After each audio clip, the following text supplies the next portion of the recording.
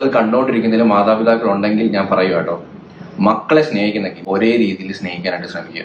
മൂത്തവൻ അവൻ എന്തും സ്ട്രഗിൾ ചെയ്തോട്ടെ, ഒറ്റയ്ക്ക് എന്താണെന്ന് വെച്ചാൽ ചെയ്തോട്ടെ എന്നുള്ള രീതിയിൽ ഒരിക്കലും ചെയ്യാതിരിക്കുക. അത് ഫേസ് ചെയ്തവർ ഒരുപാട് പേര് കാണും, അതിലൊരു ഇരയാണ് ഞാൻ.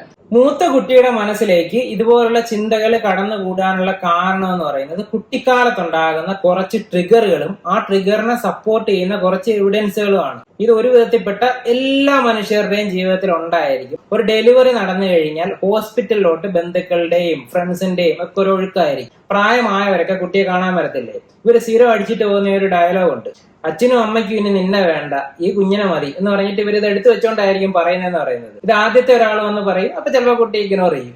രണ്ടാമത്തെ ആളും വന്ന് ഇത് തന്നെ ഈ ഡയലോഗ് തന്നെ അടിക്കും. അപ്പൊ ഒന്ന് ആലോചിച്ചു തുടങ്ങും, ശരിയാണോ ഈ പറയുന്നതെന്നുള്ള വിധത്തില്. അങ്ങനെ കുറെ പേര് പറഞ്ഞിട്ട് പോകുമ്പോഴത്തേന് ആ ഒരു ചിന്ത ഇവന്റെ മനസ്സിൽ പതുക്കെ പതുക്കെ ഇങ്ങനെ റിപ്പീറ്റഡ് ആയിട്ട് വന്നു തുടങ്ങും.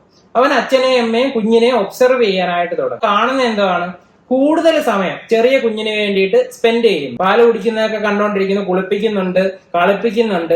പിന്നെ വെളിയിൽ നിന്ന് വരുന്നവരെല്ലാം ഒരുപാട് ഗിഫ്റ്റുമായിട്ടല്ലേ വരുന്നത്. ഇളയ കുഞ്ഞിനാണ് ഇതെല്ലാം കിട്ടിക്കൊണ്ടിരിക്കുന്നത്. ഉറക്കുന്നത് അവനെ, ഫുഡ് കൊടുക്കുന്നത് ഇളയ കുഞ്ഞിന്. അങ്ങനെ കണ്ടിന്യൂസ് ആയിട്ട് കുറെ കാര്യങ്ങൾ വന്നുകൊണ്ടിരിക്കുമ്പോൾ ആദ്യം പറഞ്ഞ ആ സെന്റൻസുകളില്ലേ, അതുമായിട്ട് ഈ സംഭവങ്ങളെ ഇവൻ കണക്ട് ചെയ്യും. അങ്ങനെ ഒരു ഡയലോഗ് ആരെങ്കിലും പറയുന്നതായിട്ട് കേൾക്കുകയാണെന്നുണ്ടെങ്കിൽ നിങ്ങൾ അവിടെ റിയാക്ട് ചെയ്യേണ്ടത് അത്യാവശ്യമാണ്.